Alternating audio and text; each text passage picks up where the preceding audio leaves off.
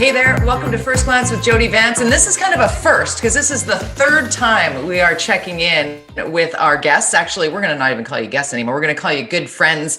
Mountain Valley MD. MVMD is the stock symbol. We have the president and CEO, Dennis Hancock, with us, as well as Mike Farber, Dr. Mike Farber, who's the director of life services for MVMD or Mountain Valley MD. Guys, I'm so glad to talk with you again.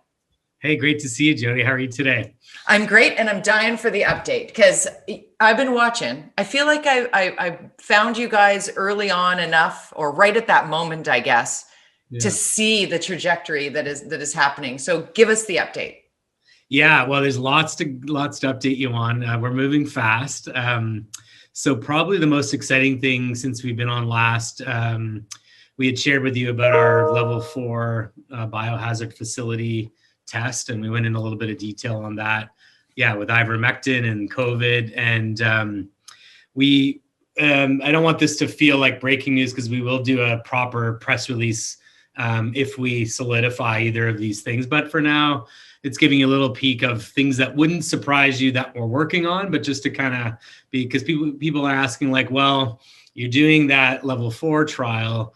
What else are you doing with ivermectin? And so one of the things we can talk a little bit about today is we're in advanced discussions to do a parallel human trial, which is very exciting, and it'll be one of the largest trials ever done to date on COVID clearance in humans. Wow! And it will inform, some work at the World Health Organization. So we're working through that to see if it's something that'll add value to what we're doing, and excited if we go further, we'll share more news on that. And then the other angle we're diving down is looking very seriously at a 505(b)(2) pathway with the FDA in the US, knowing that that would open up a very significant opportunity for us just with ivermectin. And Mike has got a lot of experience with the 505(b)(2) pathway. He might want to build a bit on that, but those were the two kind of cool things that we're doing. And then I'll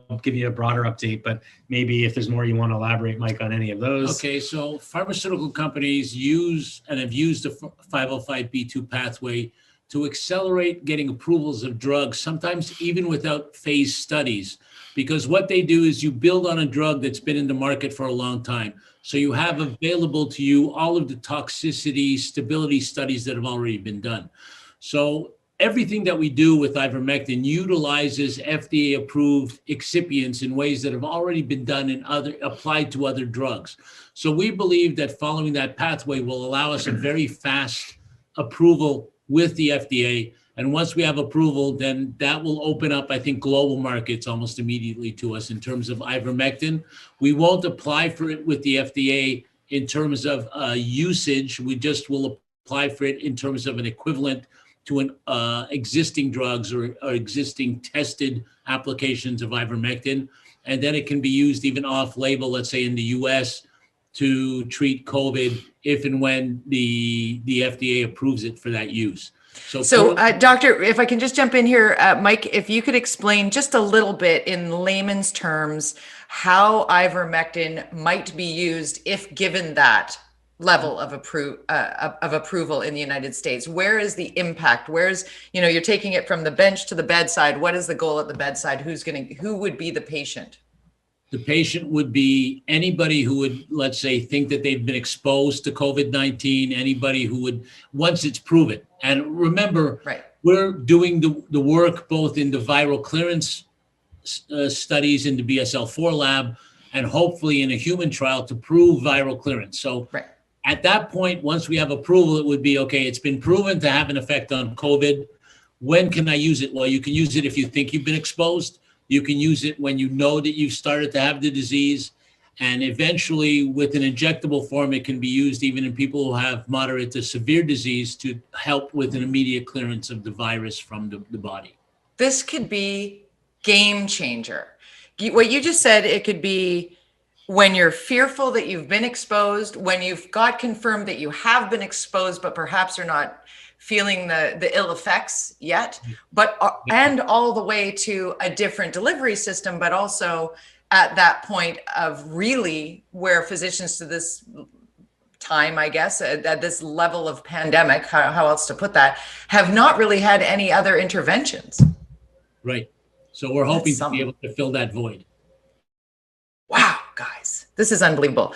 Let's get the rest of the update here, because am I reading these numbers right? Has your company's market cap grown by nearly 1,800%? Yeah, I don't know the percentages off the top of my head, but yeah, we're over $500 million market cap now. We're getting a lot of attention. I've done a couple interviews today, and I was asked this sort of interesting question that you're kind of alluding to, and I candidly said, someone said, what, we never answer share price. I'm very convicted about we're building a world-class company, and right. Share will follow. And our objective, of course, is shareholder value as the guiding touchstone for a CEO in my role.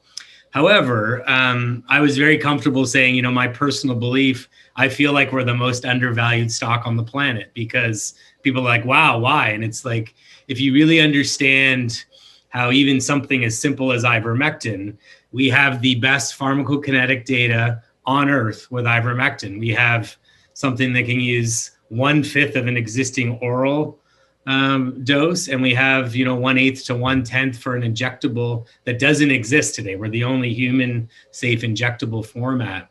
And so when you start to understand that application, why wouldn't you be excited about the market potential? And that's of course why we're excited. We are with Dennis Hancock, the president and CEO of Mountain Valley MD, and Dr. Mike Farber, who's the director of life sciences. Mountain Valley MD, stock symbol on your ticker is MVMD.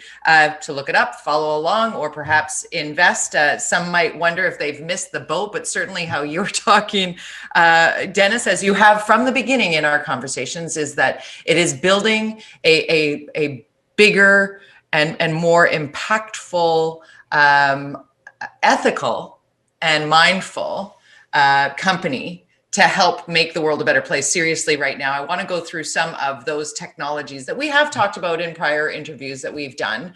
But the delivery systems for me are next level, because while many in Canada are like, when are our vaccines coming and our rollouts, limited, or in the United States, it's not enough happening fast enough, and who's got what and what countries vaccinate. But imagine those third world countries that don't have that ice cream chain of keeping vaccine at a needed temperature, and how to reach the farthest corners of the world. Because what we do know for sure is until everybody is healthy from COVID-19, none of us are. So speaking to ivermectin and the delivery systems that you have created, or that you're patented, what is the correct term for this? Pardon my novice, but talk us through those. Covered and patented. There you go. Yay, I got it right. But talk us through those. I find this just fascinating.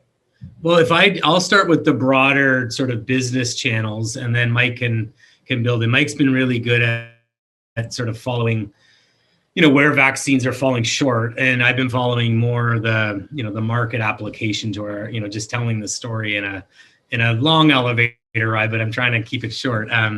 So, what's interesting, we're talking about COVID and ivermectin. Ivermectin is a broad parasitic that we didn't start the work against, COVID. We started it with the understanding, again, about broad animal husbandry categories. When you start to look at, countries like Africa is a great example, because we're zeroing in on the most disadvantaged people on earth that, by no fault of their own, they don't have the electricity infrastructure that we take for granted here, that would limit their ability just to get drugs that are shipped there on time, in a cold environment. So a lot of the work we're doing is solving those types of problems. So, just to refresh your memory on the three sort of broad lanes, we have exactly what you just described about ivermectin, the solubilization technique, taking a world-class drug and making it, that much better, and making it available for human injection, which solves all sorts of frontline challenges.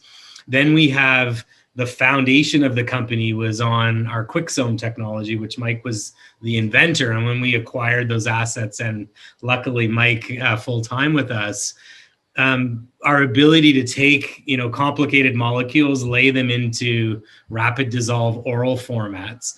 And where this starts to make sense, just to link this back to Africa, taking even an oral dose of something requires water and swallowing.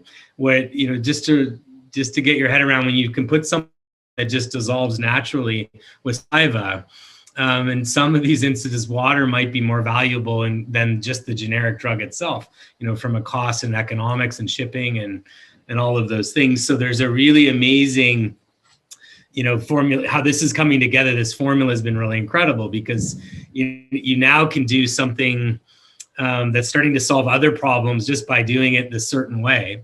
And then thus comes cold chain, and the work that we're doing with cold chain.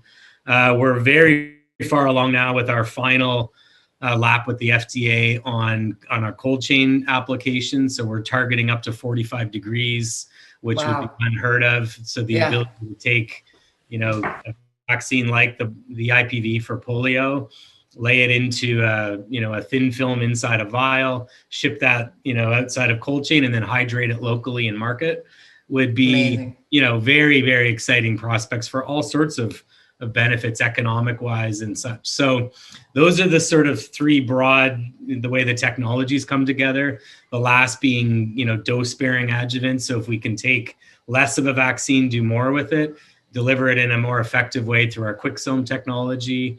Those are the things that we're solving. So Mike, you might want to build on, the reason vaccines, are stuttering, if you will, and why we need a therapeutic. Well, there are a few reasons for the vaccines not rolling out. I'll give you an example. In Canada, I believe we've only vaccinated 2% of the population currently.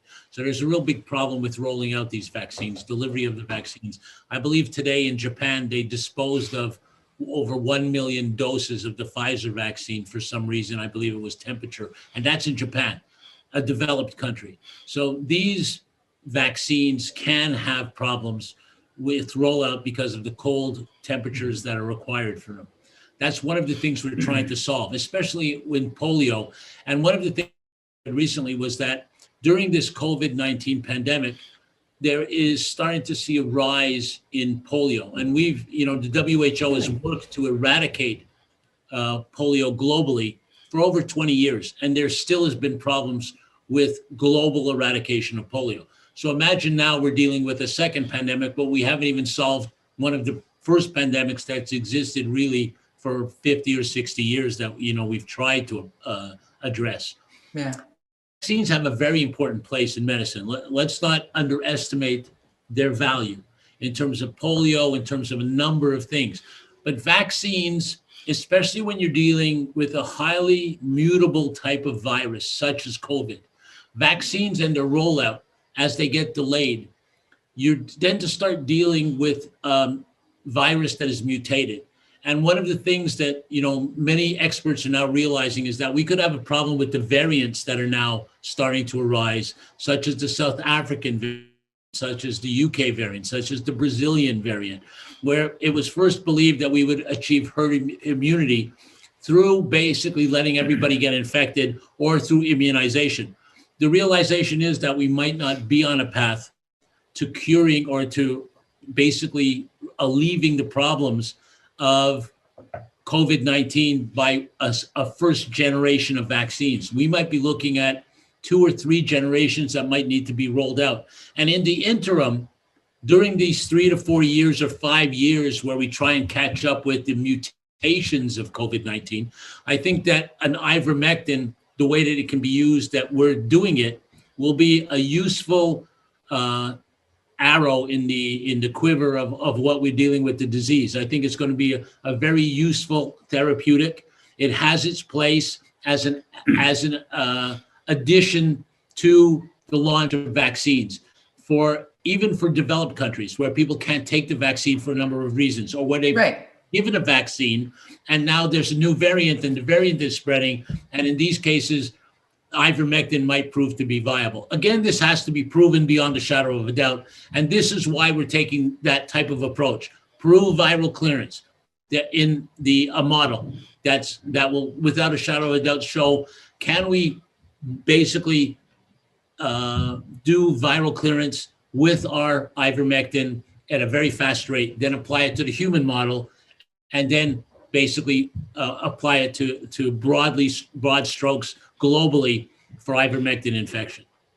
I'm going to ask a real layman's terms question here, but in all of the conversations I've had with epidemiologists and scientists and vaccinologists, and I love being able to bend your ear, Dr. Farber, Mike, that the concerns even around vaccine, like I've had one shot of the Pfizer vaccine because I'm essential care for my dad. I will be getting the second shot at some point. The answer to the question of once I'm fully immune by that vaccination, can I still shed the virus? Are we still in the phase of figuring out whether, when you say clearing viral clearance by ivermectin, does that mean that you would not be an asymptomatic carrier? Is that still something that is being tested at this point? Once we prove that you have viral clearance, that means the virus is no longer basically replicating in your body. So there's no virus to clear. So there's no virus to shed.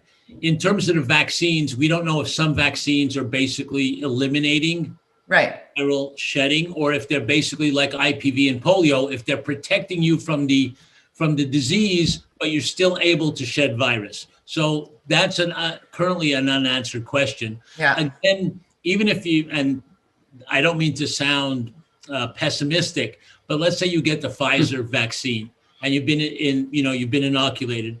And 6 months down the road, let's say the South African variant takes hold in Canada or the US. We don't know if that vaccine will protect you against the South African variant or another variant that's coming along. Right. So the real question is, what is the scope of protection offered by the current generation of vaccines? And will we need a second and maybe even a third generation of vaccine to basically offer full protection against the variants that are now popping up around the world? And ivermectin comes into play in between those, right? That's the therapeutic.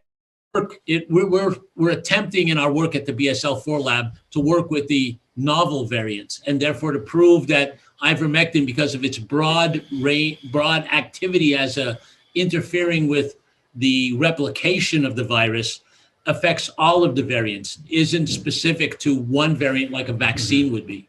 Gotcha. You know what? We're going to have to do this again. We're going to have, seasons of our discussions between Dennis Hancock, the president and CEO, as well as Mike Farber, the director of life sciences at Mountain Valley MD. Honestly, guys, I'm so sorry I've kept you way longer than I was supposed to, because I could just talk about this all day long. The stock symbol is MVMD, the ticker MVMD. If you want to keep up with, track, or invest in Mountain Valley MD, here are the guys behind it. I'm always better for it when we have a conversation. Thanks for doing this. Looking forward to next time. Great. Thanks for having us, Jody. What?